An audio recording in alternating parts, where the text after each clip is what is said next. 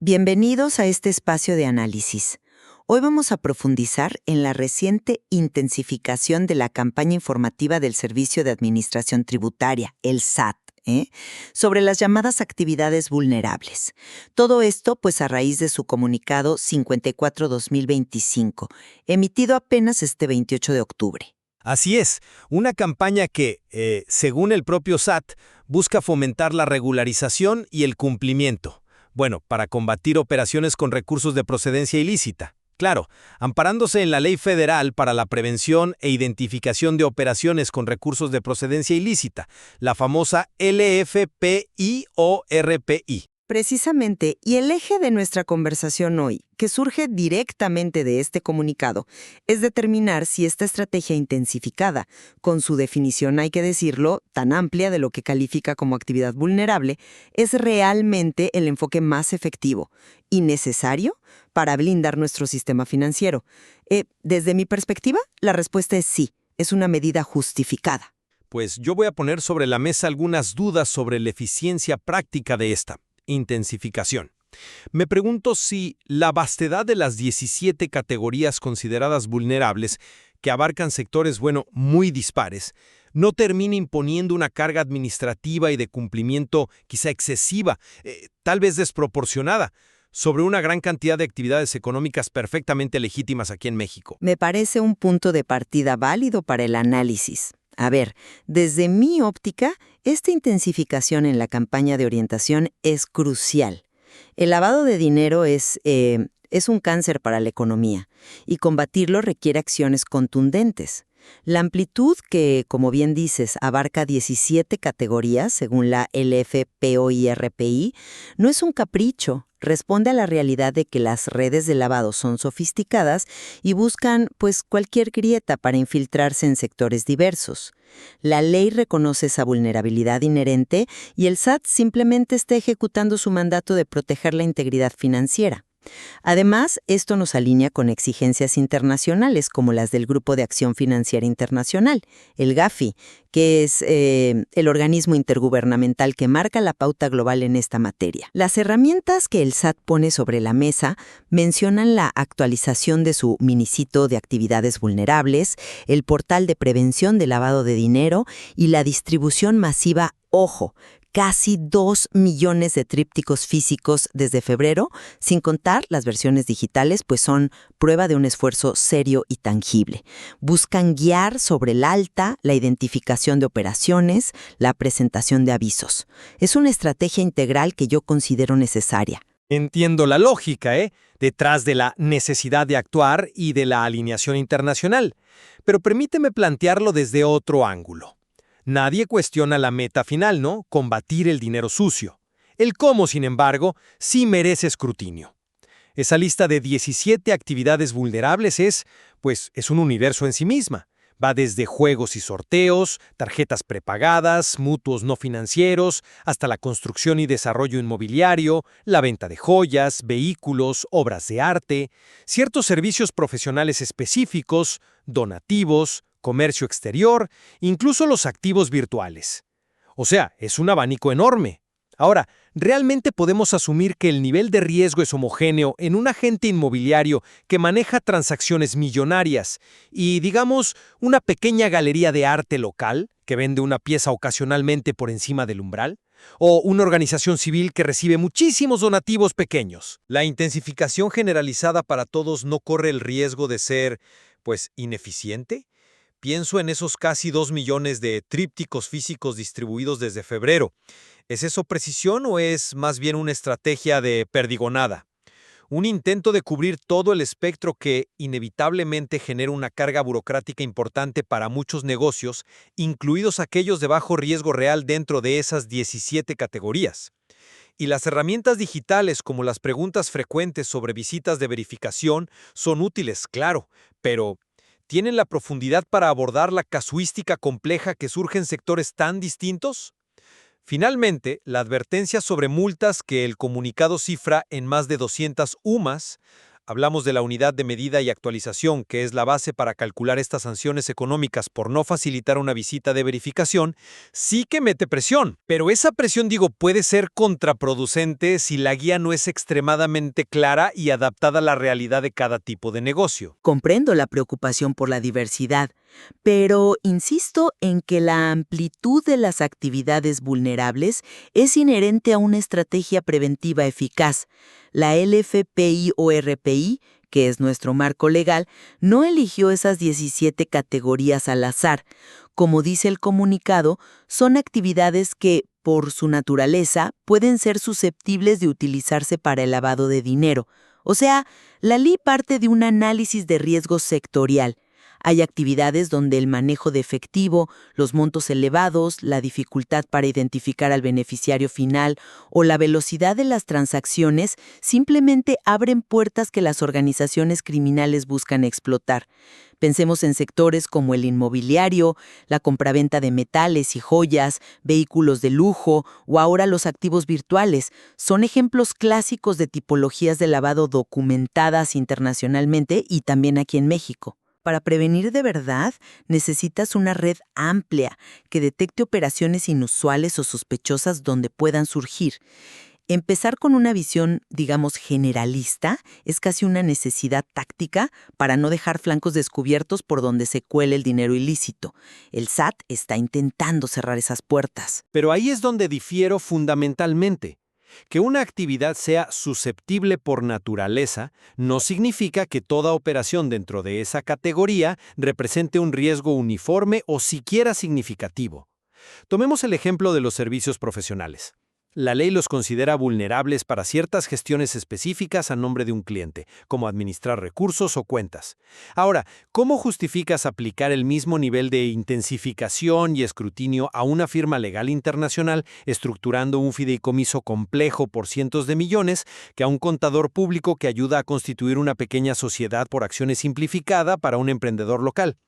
Ambos caen en la categoría, sí, pero el riesgo potencial es abismalmente diferente. Mi temor es que esta amplitud, si no se acompaña de una guía muy clara sobre cómo diferenciar y gestionar el riesgo dentro de cada categoría basada en umbrales específicos, tipo de cliente, geografía, complejidad de la operación, termine diluyendo los esfuerzos.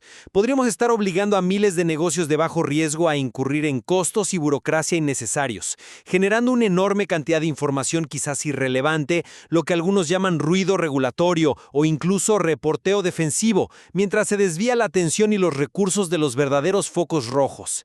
¿Está el SAT realmente ayudando a discernir ese riesgo con esta campaña o simplemente está aplicando una capa uniforme de sospecha sobre las 17 categorías, esperando que cada quien descifre cómo cumplir? Respecto a la efectividad de la campaña y las herramientas. Veo la combinación como algo lógico. La difusión masiva inicial con los trípticos cumple una función esencial de sensibilización y alcance. Hay que reconocer que muchas personas físicas y morales podrían estar realizando una actividad vulnerable sin tener plena conciencia de ello o de sus obligaciones. Es un primer contacto necesario para un universo potencialmente muy grande, ¿no? Luego, las herramientas digitales, el portal de prevención, el minicito, son el siguiente paso, donde se espera que los sujetos obligados encuentren información más detallada. El comunicado menciona que se pueden consultar apartados específicos para las 17 actividades, lo cual sugiere que sí existe un nivel de detalle por categoría para guiar sobre el registro, la identificación del cliente y, crucialmente, cómo y cuándo presentar los avisos correspondientes según los umbrales establecidos en la ley. Es un esfuerzo por democratizar el acceso a la información básica de cumplimiento, me parece. Sigo teniendo mis reservas sobre esa lógica. Casi 2 millones de trípticos físicos desde febrero.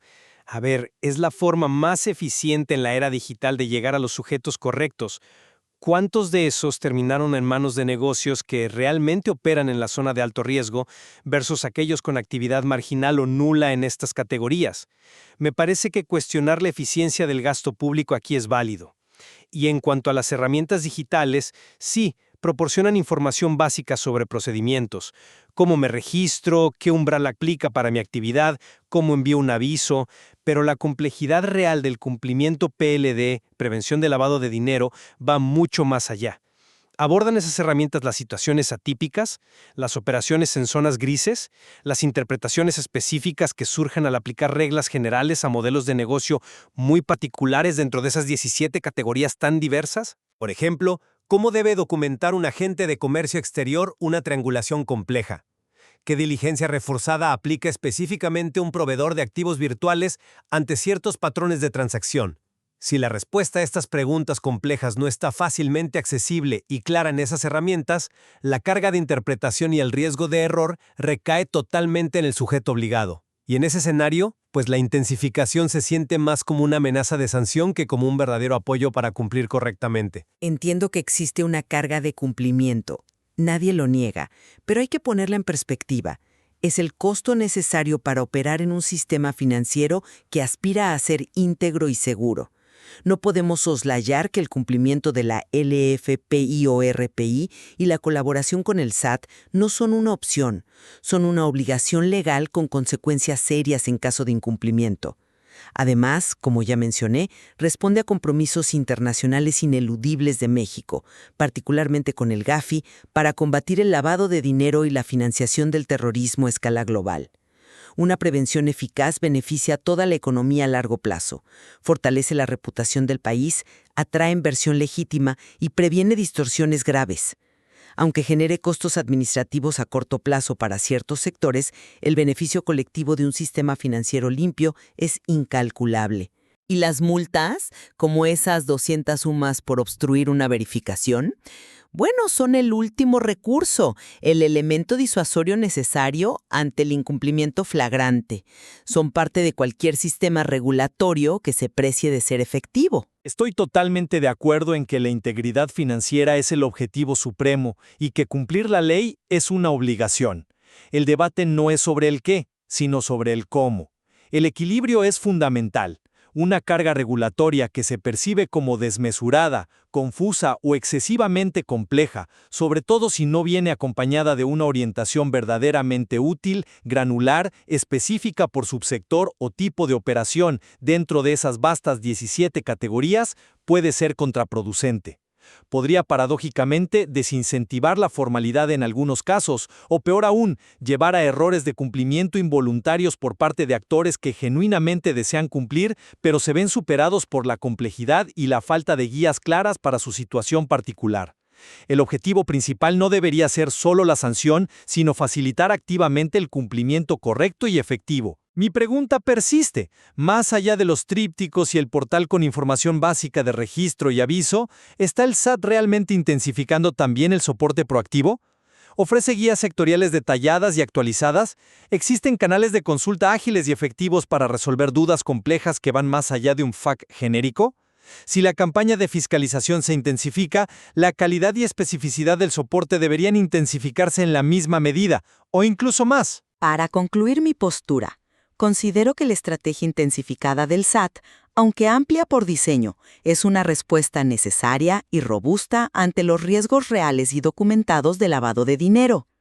Se fundamenta sólidamente en la LFPI-ORP, emplea diversos canales informativos como los trípticos y las plataformas digitales para maximizar el alcance y busca alinear a México con los estándares internacionales indispensables para la salud y credibilidad de nuestra economía. La carga de cumplimiento, si bien existe, es, pues, una inversión necesaria en la seguridad financiera colectiva. Y yo cierro reiterando mis inquietudes fundamentales.